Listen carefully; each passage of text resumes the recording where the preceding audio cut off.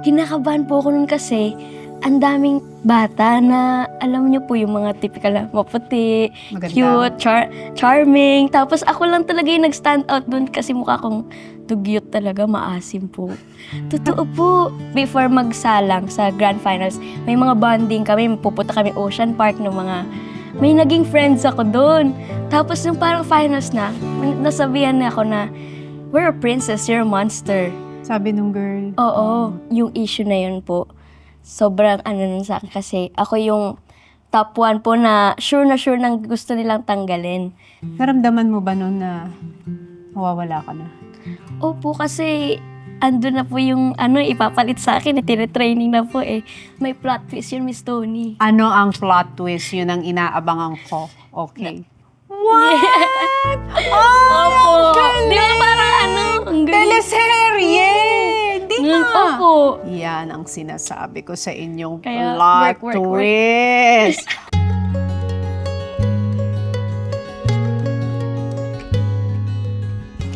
Riza, hello! Hello po. Hello. Si Riza May nga, ang tingin ko in the history, ang pinakabatang nag-headline ng kanyang Yes. sariling talk show. Oh, Sa telebisyon, di ba? Young guest po. nung Ilan time taong show. ka no, nung nagka-talk show ka? Mag-8 po. Paano yun? Pagbabalikan mo, 8 years old, headliner ka na ng sarili mong talk show.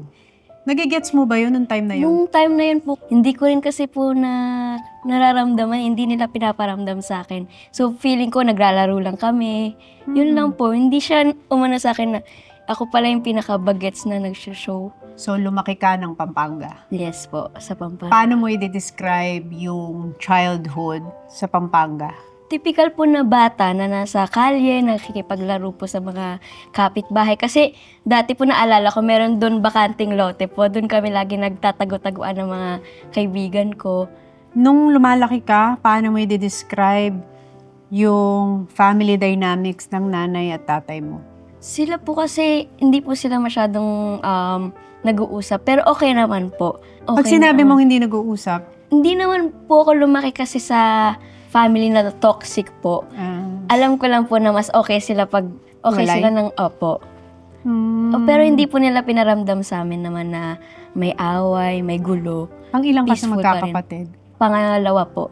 Tatlo po kami kasi. May ate po ako, tas ako. Tas 2 lalaki. Doon sa bago ng asawa ng Isa mami mo? po. May isa, yes. okay. Tatlo po kami sa papa ko. Paano ka napasok sa pag-aartista at pagsali sa Little Miss Philippines? Kasi po, pag sa bata ka, lagi ka nanonood ng TV, nakikinood kami sa kapitbahay namin. Tapos nakita ko po na may mga audition po. Pangarap ko talaga na mag-artista. Lagi ko sinasabi, balang araw ako yung mapapanood dyan. So, nung nakita Hindi ko, nga, nung bata ka pa. Opo, Bakit? kasi Ano yung gusto mo sa pag-artista? Anong pinapanood mo nun? Itbulaga po talaga. Doon po talaga kami talaga nanonood. So, nung nakita ko na may audition po ng Little Miss, sali agad. Sinabi ko sa nanay ko na, masama tayo to, sali tayo. Baka malay mo, ito na yun. Matupad yung pangarap ko na maging artista. Tapos, nag-audition po kami na natatandaan ko sa Santa Maria, Bulacan po. Sobrang agad nun namin, Miss Tony.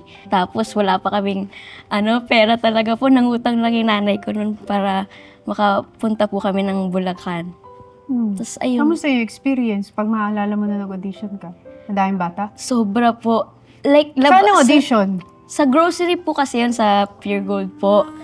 Tapos, ang dami-daming pila. Like, buong araw nandun po kami, nag-aantay. Hindi ka umiyak, hindi ka na-bored, hindi ka tinamad. Kasi gusto ko po, meron pa akong maliit na bag po noon. Kasi pangarap ko talaga po siya. And kahit gutom... 6 years old ka nun. Opo, kahit gutom or tiniis namin para doon sa audition po. Ano naalala mo dun sa audition na yun? Ang ginawa ko po kasi noon, nag-super bass po ako eh. Kasi, Nicki Minaj. Boom, yes! boom, boom, boom. Nagkembot-kembot lang po. Kasi naka-tube po ako nun, tsaka miniskirt. Eto Ganda. na yung mga bagets na pinag-tube and miniskirt. Ikaw yun, yung mga Ako po 6-year-old. yun. Naka-shades pa ako. Y2K po ang fantasy ko nun. So nagsayaw ka ng boom, boom, Nag-split pa boom, po ako boom. doon. Nag-split ka? Opo, parang nagpakitang gilas po ako na para makita Naalala kasi mo ba kung sino pa yung kakaiba. nagpa-audition doon? Si Tita Ruby po ata, at saka yung isang staff po namin, si Kuya Rod. Kailan mo nalaman na tanggap ka? Hindi pa po yun. Pagpunta po namin doon, mag-audition pa ulit sa Itbulaga. Like, Sa Broadway? Opo, Broadway pa. So mas malayo. Hindi mo pa sure kung matatanggap ka na. Tapos, yun po. Tinawagan kayo para mag-audition naman sa Broadway. Yes. So, paano yun? Kinakabahan po ako nun kasi ang daming bata na alam niyo po yung mga typical na maputi, Maganda. cute, charming. Tapos ako lang talaga yung nag-stand out dun kasi mukha kong dugyot talaga, maasim po. Totoo po, maasim. Sino naman nagsabi sa yung ganun ka nung bata ka? Pag Kahit bata ka, hindi sabihin, Miss Tony, halata talaga. Tanggap ko na rin siguro kasi. na-compare mo dun sa iba itsura. Opo. Mga mistisa yung ibang Mga bata. mistisa, mukhang sosyalin. Ako, kanal humor pa. Opo. So, pinag-audition ka, ano naman yung audition piece mo nung time na yon sa Broadway na yun eh? Nagtula po ako noon. Yung tula na yun, yung nagturo po sa akin ate ko pa sa libro ng school nila. Anong tula? Naalala mo pa? Unang paglipad, lipad, munting lawin, lipad sa tabi ko. Nakapakpak pa po ako nun kasi nga ako yung lawin. Basta para siyang nataba siya tapos bumangon ulit siya. Yun yung story niya. Ganda rin po. Paano mo nalaman na tanggap ka na doon sa contest proper? Na lalabas ka na sa TV? Doon na po yun, Miss Tony.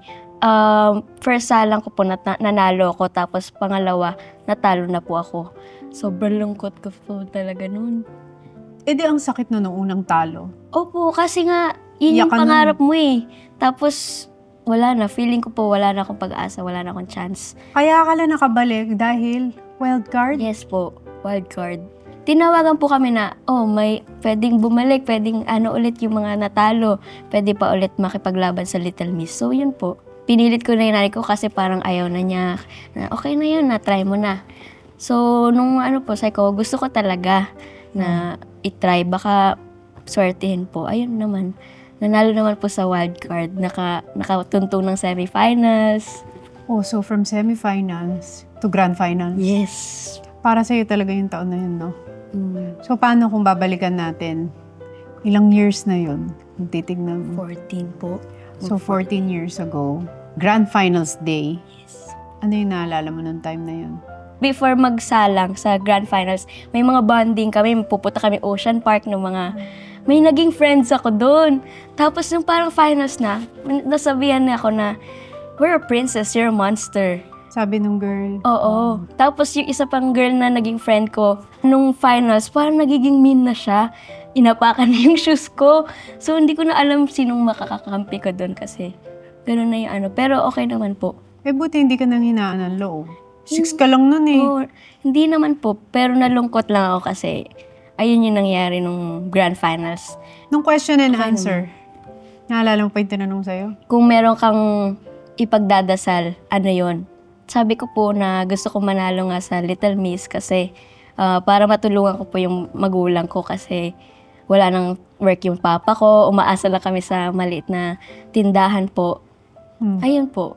Paano na yung announcement ng winner? Ano po kasi yun eh, hindi ko po talaga na-gets nung umpisa. Ang akala ko po yung tatawagin, yun na po yung winner. Yun pala, ang tatawagin, yun yung first runner-up. So akala ko po talo ako, kaya kung babalikan niyo po yung reaction ko doon, ganyan lang ako. Hindi ko na-realize na ako pala yung panalo. O kasi ang tinawag yung first runner-up, akala mo yun yung winner. Oo, yun talaga. Yung hindi tinawag, yun yung winner. Eh Yes. syempre 6 ka pa lang nun, hindi mo pa Ganun naiintindihan pala yun. Nung in-announce na po yung name ko, tapos nakikita ko yung mga kasama ko, yung pamilya ko na nasa audience, tumatalon na sila. Doon ko pa lang po nag-sink in sa akin na ako pala yung Little Miss Philippines winner. Tapos nabago na yung buhay mo after ng Dami araw na po yun. nangyari, opo. So, pagkapanalo mo lang Little Miss Philippines, naging regular ka ba agad nun sa Itbulaga? Opo, pero hindi po sa lahat ng ang segment po. Sa One for All po. Ako yung nagdadala ng number kay Bossing. Doon po ako nabibigyan ng moment. Tapos kailan na yung sinabi na magiging regular ka? Bigla na lang akong binigyan ng mic ni Bossing tsaka yung dito po na mic. Headset? Opo. Tapos sabi, meron ka ng meron ka ng resume show. Oo, naaalala Yes. ko yun. Nagka-talk show ka. Opo. Paano yung nag-host ka ng sarili mong talk show? At 6 years old, 7 years old? 7. At Or 7? 8 po. O yun. Opo. Ano kasi po sa Itbulaga, hindi talaga nila paparamdam sa yung working ka. Parang sa akin po laro-laro lang kasi ganun, may mga barkada ako, may mga friends pa rin ako, pero mga matatanda nga lang sila. Hindi ko ka-age. Pero nung Rise May Show, grabe rin yung support at guide nila po sa akin. Kaya na-achieve naman po yung ano. Meron ka bang guest na in-interview mo na kinabahan ka? First episode pa lang po, ang guest namin si Tita Susan Roses. Olo! Sa FPJ studio pa Olo po. ka! Kaya, Talagang kinakabog mo talaga Di lahat talaga. ng host. Susan, Queen of Opo. Philippine Cinema agad. grabe. Pero nagawa naman po kasi sobrang bait din niya sa akin at sobrang alalay, nararamdaman ko rin yung alalay niya at ng mga staff po. Sino pa, aside from Susan Roses, sino pa hindi mo malilimutan? Siguro yung episode ni Bossing. Saan naman yun sa Bulaga na yun? Sa studio naman po yun. Taping po kasi yun. Hindi po yung nakakaiyak, Miss Tony, nakakahiya po kasi yung nangyari sa Bakit? Ano po kasi yon bago po mag-taping ng bagong episode, nagbubusog muna ako para may energy po ako. Kumakain po ako ng lugaw, ng chocolate. Mukbang po talaga yung ginagawa ko. Tapos ng episode na ni Bossing, habang nag-i-interview po kami, parang nararamdaman ko po yung lugaw, parang gusto niyang lumabas. Nasusuka ka? Opo, nasuka ko yung itlog. Di nga. Totoo, tsaka yung lugaw sa harap ni Bossing. Anong ginawa ni Bossing? Wala po, tumawa lang. Hindi niyo ako talaga tinulungan. Tumawa lang po siya kasi nga, yun So, talaga yung nilinis reaction. ka, tas ulit-uli. Opo, parang walang nangyari. Pero tawang-tawa pa rin si Bossing. Wala na, hindi na ano. Isa yun sa seryoso mga yung- memorable experience na hindi naman namin nakita. Pero, Yun talaga po, pagtatanungin ako. oo. Pero yung first birthday mo daw sa Itbulaga, memorable yun. Sobra po. Dahil, Kasi po yun yung first time na nakatanggap po ako ng cake. Tapos, yung cake na ang dami pa po. Yung may ilang layer? Opo. Tapos may fried chicken, may pancit, may spaghetti. Kaya, sobrang iyak ko noon kasi hindi ko alam na ma-experience ko po yun sa birthday ko. tapos sa national television pa. Opo, kasi June 9 po ako nanalo. June 12 po birthday ko. Bakit yung mga dati mong birthday? Wala po kasi kaming pambili ng handa eh. Ang galing no, yung pangarap mo na sa iba ang tagal na experience mo yun. Oh, At 7. yes po. At 7, binigay na sa'yo kagad ni Lord. Tapos after nun, lumaki ka na sa television. Opo. Imagine mo yung pagdadalaga mo nangyari on TV. Yes po. Na everyday kang nagtatrabaho. After ba nang manalo ka sa Little Miss Philippines, everyday ka na nagtrabaho? Opo. Tapos may mga shoots pa po, commercial. Commercial. Oo, racket pa po. Ah, yes. Chacha era po yun eh kasi... Oo, yung mga barangay Opo, shows. yung mga ganun. Mga contest, ikaw ang guest. Opo, yung mga... Naranasan ko pa yung may racket dito tapos tatawid na naman sa isang racket sa isang araw. Lagari ng Opo. isang araw. Hmm. Eh, paano yun? Napapagod ka ba noon nung time na yun? Siguro yung pagsunod-sunod lang po na shoot po. Commercial yung Nagpelikula ka pa. Opo, yung pagod lang na physical po na yung antok. Pero yung sa akin talaga, hindi talaga. Kasi nga po, pangarap po to eh. So bakit ako mapapagod? At gusto ko din kasi yung ginagawa ko po. Pag na-enjoy mo talaga yung ginagawa mo, hindi mo mararamdaman na nakakapagod yung trabaho. Dahil enjoy ka sa showbiz, enjoy ka sa ginagawa mo, parang hindi ka nagtatrabaho. Pero kung may isang side naman sa showbiz na hindi mo nagustuhan, but you have to live with it, ano yun? Siguro sa online po, yung mga bashers, yung mga hate comments na hindi mo maiwasan. Syempre, tao lang rin po tayo na maapektuhan din po minsan. So, yun lang po. Public opinion. Naalala ba kung kailan ka una nagka-cellphone? Siguro mga 9 po or 8 ako. Naalala ko po, minessage ko na si Taylor Swift noon eh. Sila Ariana Grande. Saan? Sa Instagram po. Anong mini-message mo sa kanila? Video greet ko po si Taylor Swift. Hi, I'm your biggest fan. Hi Taylor Swift, I'm your big fan. I like your songs, all your songs, like Shake It Off, blank space, baby, and I write your name. Ganun po. Hindi siya Nung bata nag-reply ka? eh. Oo. Hanggang ngayon nandun pa rin, hindi siya nagre-reply.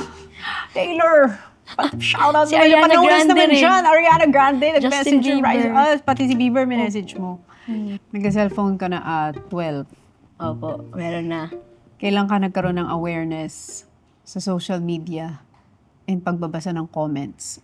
Nung napunta na ako sa teenager life ko po, dun ako mas naging nakakabasa. Kamusta yung mga comments na nababasa mo nung una? Yung tungkol sa appearance ko po, yung bakit pinanalo to, hindi naman maganda, wala namang talent, ganyan. So yun po, syempre nasasaktan ka po kasi alam mo naman sa sarili mo na meron ka rin naman pong kahit paanong talent, tapos tinatry mo naman yung best mo rin na may mapakita. So yun po, mahirap lang na minsan hindi nila nakikita yung efforts. Pag kasi po nakabasa na ako ng ganun, mas tinitingnan ko na siya na parang mas makakatulong po sa akin na mas galingan pa or mas ayusin pa yung ginagawa ko. Nagiging motivation po siya talaga yun. Tsaka nasusurround naman po ako sa mga tao na nagsusupport at nagmamahal sa akin. So, hindi na po siya nagmamatter masyado. Paano yung nag-adolescent kayo nag-13? Same pa rin yung trato po sa akin. Siguro yung pag-iisip ko lang din po minsan mas nagiging mature na. Physically, mukha pa rin akong bata talaga. So, lahat ng ginagawa ko parang bagets-bagets pa din yung... Kahit na 20 years old ka na Opo. ngayon. Ang Hanggang tingin sa'yo ng tao, Yes, si Chacha. Resume po tawag nila ngayon sa akin. resume. Opo. Dahil, Kasi Resume, resume. Tapos resume. 20 years of work experience pa. 20 years of work experience na si Riza May sa television. 14, pero yun po yung ano. Kasi 20 ka na ngayon. ah, Pagbabalikan mo nung 6 years old ka, na-realize mo na ba at that time na naging breadwinner ka ng family? Hindi po kasi, yung pamilya ko po, yung nanay ko po, nandyan po siya para din mag-support. Parang tulungan talaga po. So, hindi ko po na-feel yung pressure na ako lang yung nag-work na pag huminto ako, wala na mangyayari sa amin. Hindi talaga po kasi tinutulungan nila ako. Tsaka masaya rin po ako na natutulungan ko sila pabalik. Pero ngayon na 20 years old ka, ikaw pa rin ba ang breadwinner ng family? Feeling ko po hindi kasi yung nanay ko po, Miss Tony content creator po siya ngayon. So, ayun po. Tulungan na Parang kayo? Tulungan po kasi ever since naman. Kasi 20 ka na eh. Pag 20, medyo may may dumidiin ng pressure kahit papaano. Lalo na kung nag-aartista ka. May pressure ba to change yourself? Or, kasi di ba sabi mo, minsan sinasabi nila about your looks. May ganun din ba? Dumaan ka ba doon? Hindi naman po kasi nga marami pong nakaalalay sa akin na okay lang yan, ganyan. Mga nag-uplift po ng pag may mga nababasa ko, andyan sila para paggaanin yung loob ko, yung pakiramdam ko, at i-assure ako na wala naman pong dapat. Kasi pag tatanungin na nila, ano na yung next for Riza May? Gusto ko rin po na mag-explore pa po sa iba't ibang bagay, like sa acting, kung pwede. Sa singing kasi hindi talaga nila inaano yung singing eh. Ayaw mo. Parang hindi sa singing. Siguro acting. At Acting, maging acting. mas okay, mas umayos pa po sa ginagawa ko ngayon na hosting po. Idol kita, Miss Tony. Lakas talaga naman. Kayo lang po yung hindi ko nag-guess sa Rise of Mishu eh. Kasi nga nakakontrata ako sa ABS Kaya nung nga, time na yun eh. Pero ako naman, tuwan-tuwa para sa'yo. Thank Nung time na yun, sabi ko, grabe yung pangarap ng mga season na host na ibigay sa kanya at a very young age. Grabe yung blessing na dumating sa buhay mo. Sobra po, hindi ko in-expect talaga yun. Pero, paano mo i-describe yung transition ng GMA to TV5? Yung issue na yun po, sobrang nun sa akin kasi ako yung top 1 po na sure nang gusto nilang tanggalin ng dati po naming company. May reason daw ba kung bakit ikaw ang unang gustong tanggalin? Meron po ang bata na gusto nilang ipasok. So, ganun po. Grabe yung nun sa akin. Naramdaman ko talaga yun kasi, Masakit yun sa'yo? opo kasi, Miss Tony, ito na. Ay, ayun na. Um, Nung time na yun po kasi, yun na po yung once a week na lang ako pinapapasok. Tapos sa isang Nung nasa GMA pa? Opo, sa isang segment lang po ako pwede lumabas kasi ngayon yung sabi nila, yun yung instruction po sa kanila. So, nag-aantay lang ako sa sa host room habang sila lahat Kasi buong segment, di ba po, all host yan. Ako lang nandun sa dressing room, nag-aano lang na, yun po. Nagtanong ka Tapos, ba nun na, ba't hindi na ako nilalabas?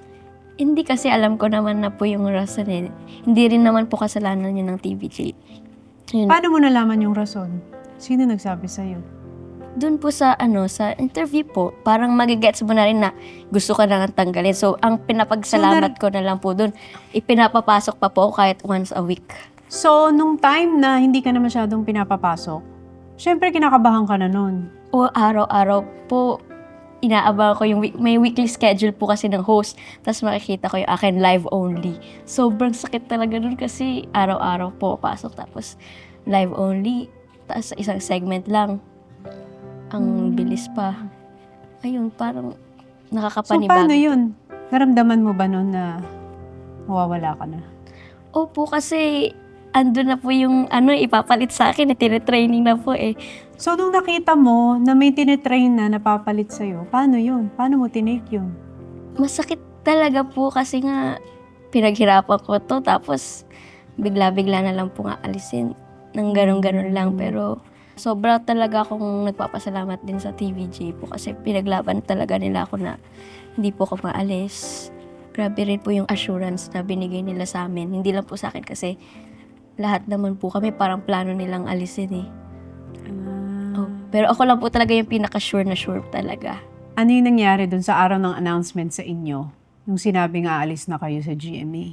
Biglaan lang po talaga yun kasi pumasok kami po na wala lang na may regular na program, may show, tapos bigla na lang na all host, tapos TVJ announcement. Doon lang rin po namin nalaman. Okay. So, nung nag-announce ang TVJ on national TV about separation ng tape at ng Itbulaga, dun mo lang din nalaman? Opo, nung Hindi mismo kayo araw na yun, miniting na may sasabihin kami. meron po, pero hindi namin alam kung ano yung sasabihin. Hindi kinakabahan ka rin? Nag-pray pa kami nun sa backstage, sabay-sabay. Kinakabahan po kasi, ano yun? So, nung in-announce na yon on national TV, ano naramdaman mo? Siyempre nalungkot po kasi nga ganun po yung nangyari sa Itbulaga sa TVJ. Pero dahil sama-sama po kami, parang pinakitaan na lang namin yung isa't isa ng support po at yung comfort po. Nung lumipat na kayo sa TV5, nawala na ba yung fear na matatanggal ka? Opo, kasi TVJ na po yung nag-manage sa amin eh. Tapos dun mas naging close talaga kami. Dahil nga yung dressing room din po namin, sama-sama kami, yung TVJ nasa likod lang namin. So mas naging strong yung relationship ko with TVJ and yung Dabbercats at staff din po. Alam mo, di ba, pagka mga child stars na lumalaki sa TV, tapos sa industriya, usually may tendency na magkaroon sila ng problematic life. Ikaw ang hindi ko naringgan na ganun. Thank the Lord po, hindi po talaga. Kasi surrounded po ko sa tamang tao eh. Tsaka yung magulang ko po nandyan para gumabay rin po sa akin. Kasi po alam ko po yung pinagdaanan namin dati, hindi siya naging madali. Yung buhay namin, na-experience ko po nung bata po ako. Meron pong kapitbahay kami na malaki yung bahay. Tapos may balikbayan siyang apo na dumating. Nakipaglaro po ako. Tapos medyo nasagi po yung vase. Ganyan lang kaliit po yung nabasag. Nasabihan po ako na mas mahal pa yan sa buhay mo. So parang tumatak po yun sa akin na balang araw magsisipag talaga ako para hindi ako masabihan ng gano'n kasi Mas mahal pa yan sa buhay opo, mo. ganun Ilan kaliit. taong ka lang nun? Bago po ako mag-Itbulaga, mga 6 po, 5. Reminder yan sa lahat sa atin. Tatak talaga. Na lahat ng mga simpleng salita natin sa isang bata, hanggang 20 years old dadali ng isang bata yun. Opo. Hindi mo makakalimutan lahat ng masasakit na sinasabi Hindi ko sa'yo. po ng kinalimutan yun. May plot twist yun, Miss Tony. Ano ang plot twist? Yun ang inaabangan ko. Okay. Nung nanalo po ako, nabili ko po yung bahay nila. What? Opo. Di ba parang ang galing? Teleserye! Hindi nga. Opo, nabili ko po yung bahay ng kapitbahay namin kasi siya yung Yan ang sinasabi ko sa inyong Kaya plot work. twist. Huwag kayong mga api ng mga bata dahil balang araw bibili nila yung bahay nyo. Yun ang plot twist. Ang dami mo nang nagawa sa buhay mo na nakaka-proud. Ano yung pinaka-proud moment para sa'yo? Yung natulungan ko po yung magulang ko talaga na maalis ko po sila sa hirap. Kasi nasaksihan ko po yun yung hirap po nila. Kaya nung nabibili ko na po yung gusto nila, na nabigyan ko po sila ng bahay, sobrang sarap po rin sa feeling talaga. Ikaw, ang pangarap mo sa sarili mo. Kasi tinanong kita nung pangarap mo sa family mo. Eh si Riza May, si Reshu May. Anong pangarap ni Reshu May? Ako gusto ko lang po na, pag kasi po okay yung family ko, okay po ako. Kaya, sila po kasi talaga yung priority ko po talaga. Tsaka na lang ako pag okay na sila. Kasi mahaba pa naman yung buhay ko po. Yung magulang ko po, tumatanda sila. So, habang may pagkakataon po, gusto ko pong iparanas po sa kanila yung buhay po na deserve din nila kasi hindi po madali yung pinagdaanan nila nung aliit pa kami. Gusto ko lang po ibalik yung ginawa nila din sa akin po. Hanggang ngayon nga tinatanong kita, anong pangarap mo sa sarili mo? Gusto mo maging masaya family mo? Wala kang pangarap sa sarili mo? Recently po na naggawa ko naman po yan sa sarili ko. Ano? Bumili po ako ng artista car. For May myself. artista car naman siya. Wala lang po, ano lang po, van po. Oh. Yun Deserve po. mo yun. Ititreat mo yung sarili mo kasi breadwinner ka eh. Opo. Pero may mga pangarap rin naman po ako sa sarili ko. Oo. Kasi dati pangarap ko rin maging chef. So, sana matupad ko po yun. Yun ang dream ko naman for you. Kasi ang dami mo nang natupad na dream ng family mo, ng mga kapatid mo. Sana naman matupad yung dream ni Resume. Maging chef.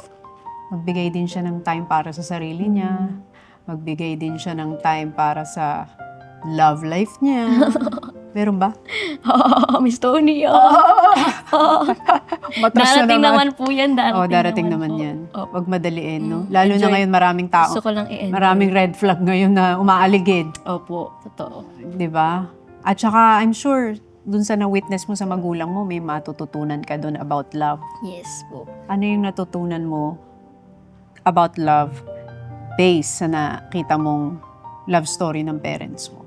Kapag hindi talaga para kayo sa isa't isa, wag na talagang ipilit po. Hugot. Ayan na. Hugot. Paano mo nalalaman na hindi para sa isa't isa ang dalawang tao? Mararamdaman mo din kasi yun yung nagsasama na lang para lang sa mga anak nila. So, dapat kasi pag pipili kang partner, mahal mo din yung partner mo. So, yun. Mas okay na po kasi na ngayon yung relationship nila na may sarili na silang family. So, ayun. Yung mami mo may sarili na. Yes po. Yung daddy mo may sarili na. Yes. Ikaw lagi mo kasama mami mo. Yun yung parang nakilala sa'yo na lagi mong kadikit ang mami mo. Grabe ang emotional, moral, everything, support ng mami. Paano yung relationship mo ngayon sa tatay mo? Okay naman po kami. Nagkikita po kami. Kasi may chance naman po kayo magkita. Nakikipagkita naman po kami. So, okay naman po kami. Kasi meron na rin siyang family. So, nakikita ko rin yung bago niyang family. And okay naman yung bonding namin. Nung time pala na nanalo ka ng Little Miss Philippines, it's supposed to be a grand celebration of an achievement for you. Yun yung time na naghiwalay yung parents mo. Yes. Kasi isipin mo, dapat mas lalo kayong tumibay kasi yung anak natin, yung produkto ng pagmamahal natin, naging grand champion, Little Miss Philippines, nationwide. Pero hindi yun enough. Pero yun po kasi ay naging mutual decision po. So, parang para sa amin po, mas okay din na ganun yung nangyari sa kanila kasi mas naging maayos, naging healthy yung relationship po. Naging civil na lang sila Opo. sa Mas isa't naging okay isa. talaga. Pag makikita ka kasi ng mga tao ngayon, ang inisip nila, cha-cha-cha, child star, Little Miss Philippines. Like, yun ang forever naming makikita pag sinasabi yung Riza May at pag nakikita ka ng mga tao. Pero ngayon na 20 years old ka na, isa ka ng grown up, pag nakikita ka at napapanood ka ng mga tao sa telebisyon, ano yung gusto mong makita nila kay Riza May? Nag-improve po yung yung na I'm trying my best naman na mas hindi na yung bata-bata na bagets yung image ko. Yung mas, ay, maganda rin naman pala siya kausap ngayon. Nag-mature na siya. May sense naman pala siya kausap. Opo, Nag-mature na siya as a nag-mature. person. Kasi nung bata ko, super mature talaga yung mga tanungan po, di ba? Yung mga, ano. Pero ngayon, mas gusto ko na ganun din po. Ako naman parang pag nakikita kita, ang naiisip ko is, kung sino yung Riza May na minahal nila nung 6 years old, hindi nawala yung 6 years old na Riza May. Ngayon, kahit 20 years old na siya. She's still as playful. She's still as witty. She's still as energetic as the 6-year-old Little Miss Philippines na napanood natin. Pero ang pinaka-ina-admire ko sa kanya, kay Resume, ngayon na nakakausap kita and hearing your story, ang pinaka-hindi nawala sa'yo is yung humility mo. Thank you. I think that is the reason kung bakit hanggang ngayon nasa industriya ka pa. Thank you, Mr. So kung may message ang 20-year-old na Riza May sa 6-year-old Little Miss Philippines na Riza May na nanalo, Masasabi ko lang po na sobrang proud po ako sa kanya na hindi po siya sumuko para sa pangarap niya. Kasi worth it po lahat talaga ng hindi niya pag-give up. Nakaya niya po lahat yon at nagawa niya po ng maayos. At sana proud din siya kung makikita niya po yung kung sino na ako ngayon.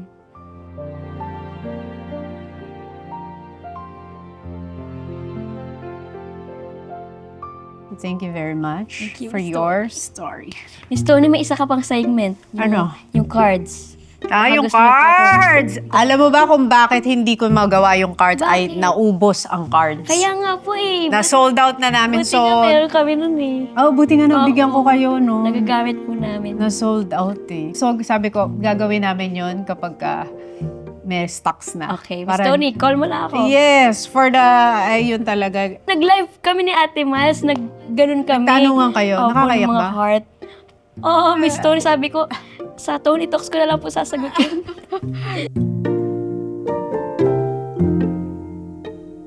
Maraming salamat for watching today's Tony Talks. And for more meaningful conversations like this, don't forget to like, share, and subscribe. Maraming salamat!